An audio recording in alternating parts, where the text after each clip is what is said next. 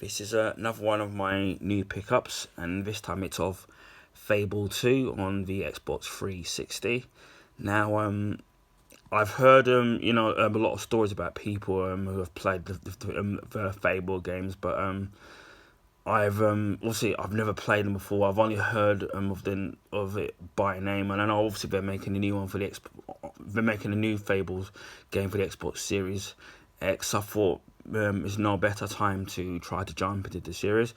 Obviously this is the sequel. I know that there is an anniversary edition, but from what I've seen, the price of it is still quite expensive. And I know that all three games are actually on Game Pass, and I was thinking about starting Fable Anniversary, but then my Game Pass ran out, so so unfortunately, I won't be able to sit there and play that unless I somehow find it cheap. I managed to pick this up for this. This is second hand for £2, which I think is an absolute bargain. Somebody told me that if I'm into games like Zelda, then I probably would enjoy it. So I have no idea what the story is about, but it's gonna be interested in kind of finding out. And that says there at the back, beginning as a penniless street urchin, your destiny is to become Albin's greatest hero. But will your power lie in kindness or cruelty? So choose your own path to glory or experience, and how these choices change you and the world forever. A new life, a unique adventure every time. So by the description, you basically certain actions that you choose affect the game. So obviously, if you choose good actions, you'll get a certain path, and if you obviously by lots of things, if you choose bad actions, then you get a different path. So even if you play it completely good, you can only end up playing it again and doing it completely bad. It kind of reminds me of what's that game called again?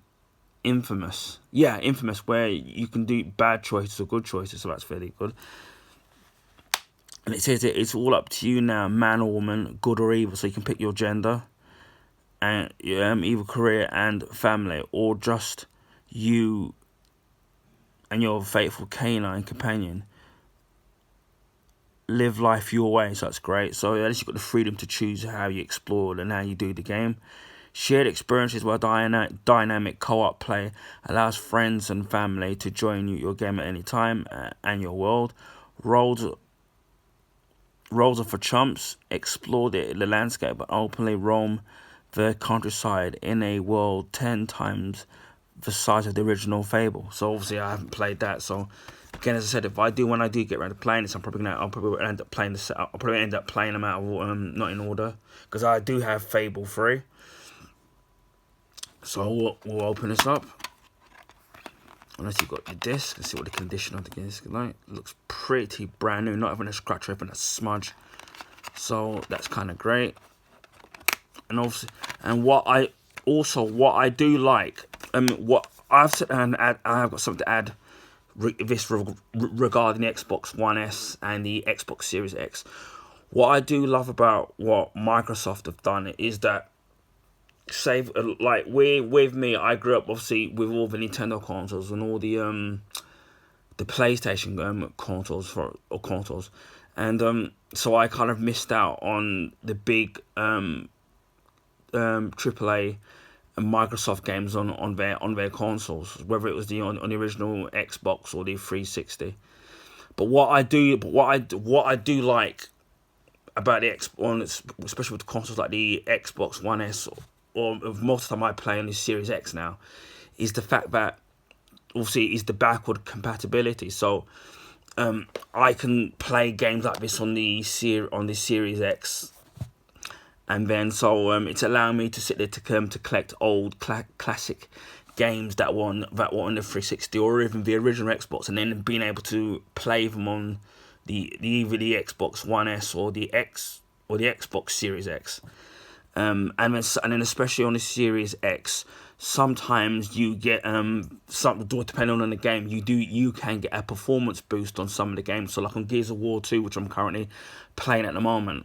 There is a performance boost in that game, so the game plays better than the original version, which is kind of great. Which is what I like what Microsoft are doing. So as I said before, for people like me who never grew up with the Xbox consoles and these classic games, is being able to sit there and to basically be able to catch up on the games that I've missed over the many years of not playing Xbox games. So I'm really glad that this is obviously back or compatible on the Microsoft console. So so it gives me got a lot of catching up to do. So I'm looking forward to trying out this game, and obviously you can because obviously, as I said before, I paid £2 for this game, and when I've looked on the Microsoft store, I don't know if they've changed the price at the moment, but as I saw it yesterday, they were charging £7.49 for this, £7.49 UK pounds. So, and I only paid £2, so I've saved £5.50. So for me, and then obviously this will work because it's back compatible. So for me, it's an absolute kind of bargain. And you know what? That's one of the things that I wish Sony could have done with the PlayStation 5. I know with some of the PS3, the architecture of the chip was a lot more complicated for them to do it. But if Microsoft can find a way of doing it, I'm sure they could have done it. So it's, as I said before, it's allowing me to go back and to play all the games that I missed out on because I never had a 360 console. So again, as I said before, this is great, and for the price I put up for it, and it's in an excellent, pretty much brand new condition. So I'm really happy. Anyway, I hope people liked this video. Feel free to like and to share the video because it really helps in people finding my channel. Also feel free to subscribe so that anytime I upload a new video, you'll be able to sit there and watch it in your own time. And I'll speak to you all again soon. Take care, bye for now, and stay safe.